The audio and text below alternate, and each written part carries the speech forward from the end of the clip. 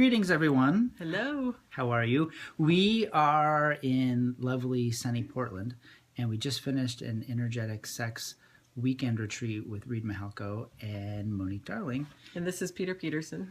Hello. And we would like to talk about challenges and difficulties and arguments in relationship.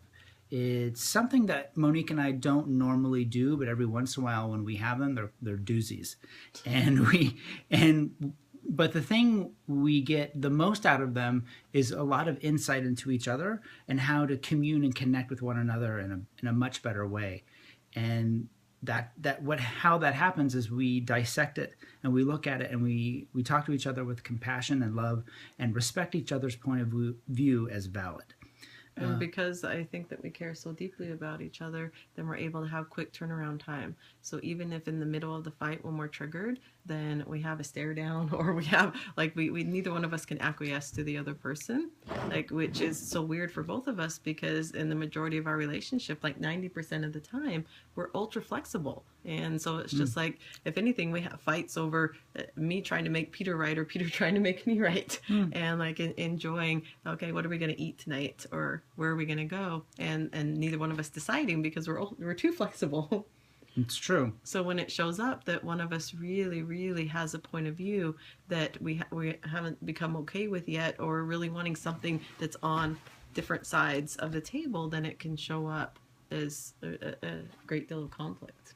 Yeah, and this past weekend we were in Chicago for a Catalyst conference, and we had a wonderful conference, but afterwards we had one of our biggest fights we've ever had, and the discord came when we both thought that our behavior and our point of view was valid, and we were not willing to look at the other person's point of view as valid. We were both like, hey, you're wrong, I'm right, and I'm not budging. And it took a great deal of skill between both of us to kind of talk each other off the ledge and not do something very drastic that could hurt our relationship significantly. Because it was really, for me, when I get into one of those situations, again, because it's rare, then it really surprises me that I'm not able to be flexible. Then in the moment, then I'm trying to figure out, how can I not back down who I am and still be able to support who Peter is? And especially in that day, it didn't feel like it was possible. And so I feel like that I was trying to create a situation where I could show up, but from Peter's point of view, then I wasn't showing up fully, and so it wasn't helping the situation. No, I knew she wasn't in fully, and it was making matters worse in my mind, and I was very resentful that she stayed instead of just leaving when I knew she wasn't comfortable in the situation of what we were in.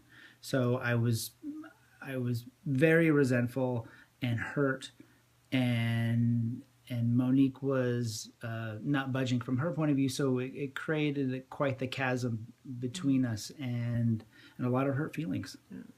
And to me, then I felt really stuck, because I wanted to be able to give to Peter and show up fully, and I wasn't able to. And so, all I kept coming back to is, wow, the situation's really expensive. So why can't we put a pause on that and go figure out what's happening with us and come back to that?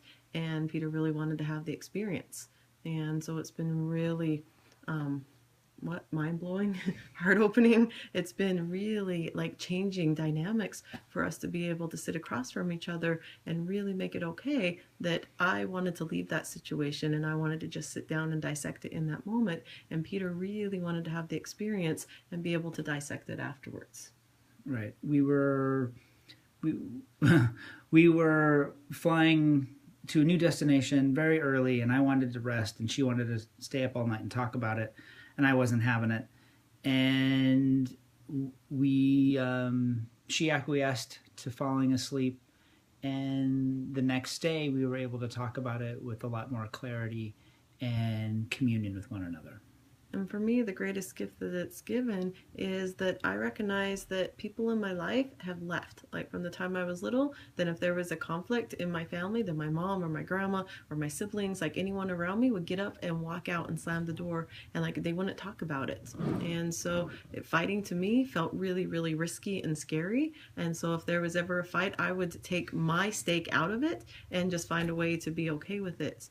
And so that's been the biggest thing, especially with Peter, where he's been encouraging me this whole year and a half to keep continuously finding who I am. Then on those places where, and it's very rare, but the rare occasions where we're not on the same page, then it's been really hard to be able to fight about it or to be able to have conflict. And in this place, then Peter actually stayed, and we were able to sit and talk and be able to break down what happened. And I had someone that worked through the whole fight with me, and I feel so much closer to him on the other side because we were able to, I was able to trust him. That's the key component, is trust, and knowing that the other person is there for your benefit, and they're not just there to try and be greedy and get what's they feel like is try and get what they feel like is the most of a situation, and it's hard to explain, but I think we'll do that in the next video. But I think where we want to wrap it up and come to a conclusion is that trust and understanding that everybody has a time and a place to dissect what has gone wrong, and to really be respectful of them coming to the table when they're ready to talk about something that was damaging in a previous event. And I think part of dissecting it is really recognizing that there was nothing that was wrong. And so it's being able to be fully and utterly open to, wow, I really feel this strong about this thing, and how do you feel this strong about this other thing, and be able to make space for that, and then how can we move forward from that place so the next time that we can have more spaciousness and be able to talk. And to me, that's trust. Absolutely. All right. Well, thank you so much for tuning in, and we will look forward to seeing you again very soon. Till next time. Bye.